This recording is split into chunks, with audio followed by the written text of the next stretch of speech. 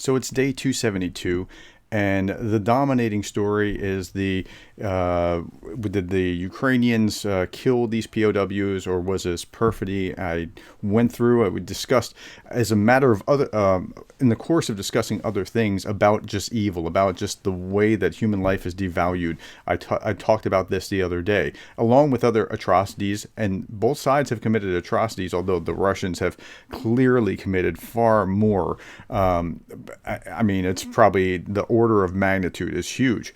And then I clarified here because I got a number of comments. I got more comments about this than just about anything else. And I thank you for your comments. If I'm wrong, set me straight. I want you to do that. Okay, so here's some sample comments here. So you've now spent a video and a half discussing a Ukrainian war crime that probably never happened. Maybe. But the whole premise of what I'm talking about here is don't rush to judgment on either side. Don't assume one way or the other. Try to let the facts tell the story. So it's what I tell my students when I'm telling them to do research. Go and don't say, here's what leadership is. It's this, that, and the other thing. Go see from the literature what emerges about the topic. Okay, so about a crime that probably never happened. Meanwhile, we have hundreds of documented war crimes. You're absolutely right. And this is why I was saying in this video here, I was talking about how it doesn't seem right that the Ukrainians would do this. It could happen. The United States had My Lai massacre and Abu Ghraib. It could happen,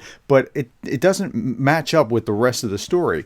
Here, while searching and regarding to this episode, I ran across this YouTube channel and I had a couple people tell me about others that analyzed it. Thank you for that. I appreciate that.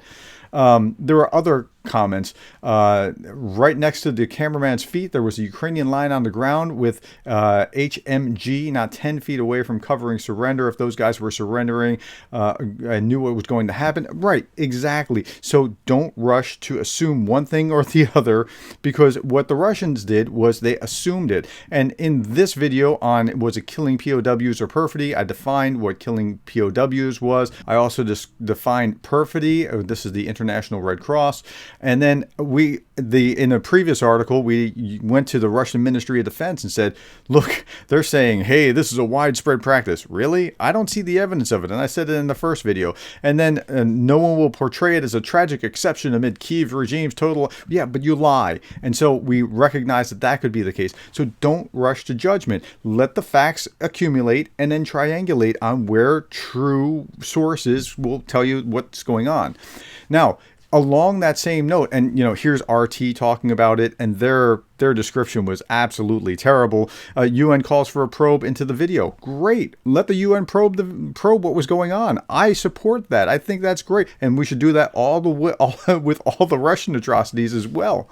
Okay, now, as I say that, here's one more about this, and then I'm going to move on to something else. Russia condemns Washington for its reluctant reaction to Russian soldiers' execution. Okay, they're assuming execution here, but again, this is Russian Pravda. This is their propaganda, right? The execution, again, you're assuming, of the Russian military is a flagrant violation of the 1949 Geneva Convention. So is perfidy.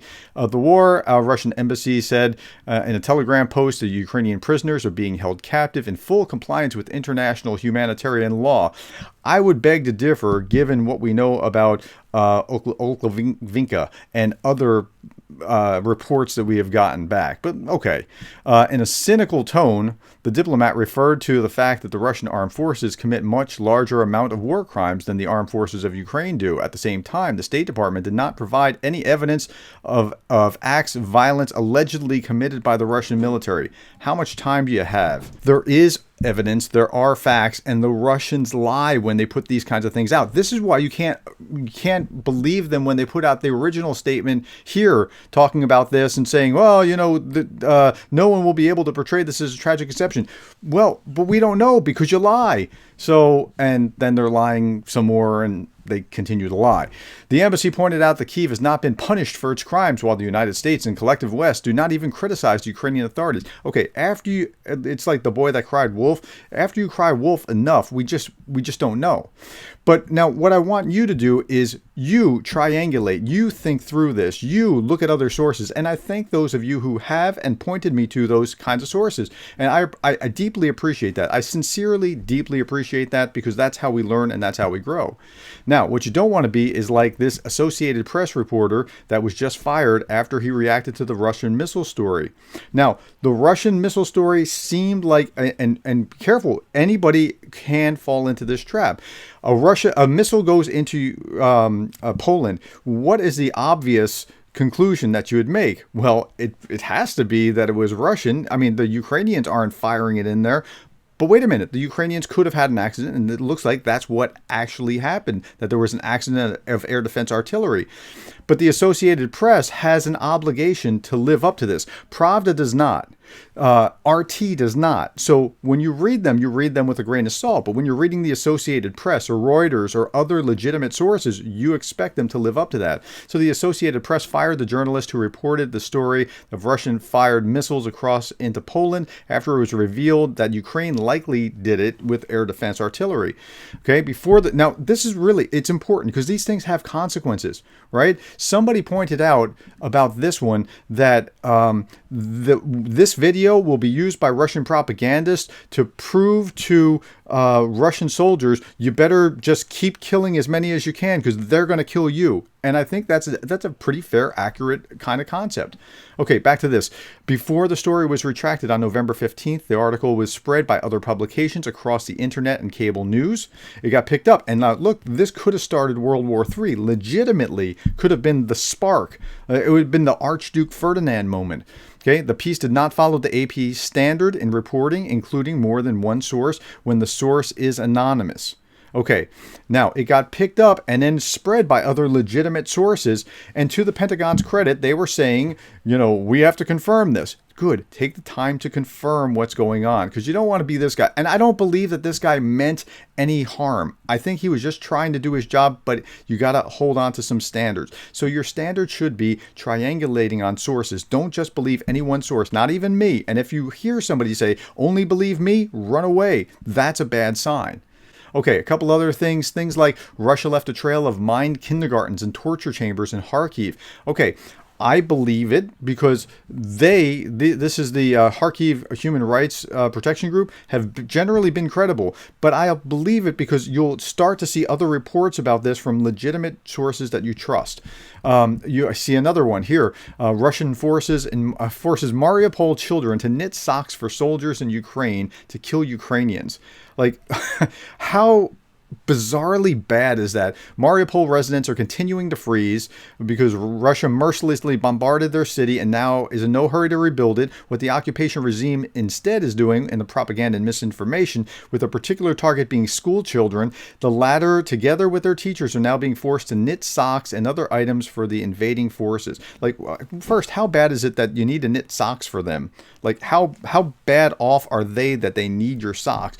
But two, that you're forcing children to do this for them and telling them that they're the good guys rather than the people that just destroyed your homes and everything that you knew that was normal as of January 2022. Like, how evil is that? And that was the whole point of what was going on here with evil. I mean, just the disregard for human life, or the image of God writ large on human beings, that they are valuable in and of themselves. Each individual is valuable. Like, we're totally discounting that here. And then, so my whole point here is that don't rush to judgment, because if this is true, which I believe it is, we'll see more reports down the line. So don't worry about just like getting the scoop of what's going on. Hear legitimate facts along the way, and listen to sources and read sources that are valuable. So, for example, I subscribe to the ISW's sourcing. They only put out what is legit. So, talking about 2 days of shelling caused widespread damage in the Zaporizhzhia nuclear power plant region. And again, when you recognize that these people do not recognize or respect human life like you would want them to, this is actually a scary thing, because they're okay with potentially killing hundreds of thousands, maybe even millions of Ukrainians in this process. And we talked about that in the previous video. The November 18th video, they talk about this as well, of the Russian soldier opening fire on a group of Ukrainian servicemen while Russian troops were surrendering has served as a catalyst for further division between the Kremlin and prominent voices in the Russian information space. The video widely circulated on Ukrainian troops as Ukrainian soldiers were taking prisoners. Now, I saw an edited one where the soldier didn't come out and fire. It just showed the before where they're surrendering, and then they showed the aftermath of the dead bodies on the ground, but that's all. And so that shows a very different distorted picture. So if you're the Russians and that's what you see and that's what the commentary is, you understand how they get that. But this, what the ISW was saying wasn't even talking about that. It was talking about the difference between. Well, let me go on and continue. I'll explain. Open source analysts and a later New York Times independent investigation, I showed you that in the last video, confirmed that the Russian servicemen were the first to open fire, but did not offer conclusions about how the Russian prisoners died. Russian officials responded to the video by adamantly accusing Ukraine of war crimes, and it could be that, but it also could be that what you actually see when you see the whole or the larger video where the guy comes out and starts shooting at them. And so now what the ISW, their angle is, they're talking about Russian mill bloggers capitalized on the content of the video to criticize Russian military and mobilization practices because they're not actually doing what they're supposed to be training. So they have a whole different approach, but you're getting, as you're triangulating on the pieces of the puzzle, you're getting a better sense of what's actually going on. So don't rush to judgment, triangulate and listen to credible sources, and that's what I want you to take away from what's here today. Last piece of the puzzle today is Kanye West has announced his another run for president. So this is the Ye 24 campaign. He even has a clothing line to go with it. So, you can stock up now. I will not be hawking Ye 24, I promise you. And I don't think that there's going to be much need to worry about whether this will be good or bad for Ukraine, because he doesn't have a snowball's chance in a very, very hot climate. Okay, thank you for your time. Thank you for being the kind of person that cares about Ukraine and really thinking about and triangulating on the facts so that you are informed and you know what you're talking about and you can help be part of the light rather than part of the darkness in this very, very dark time.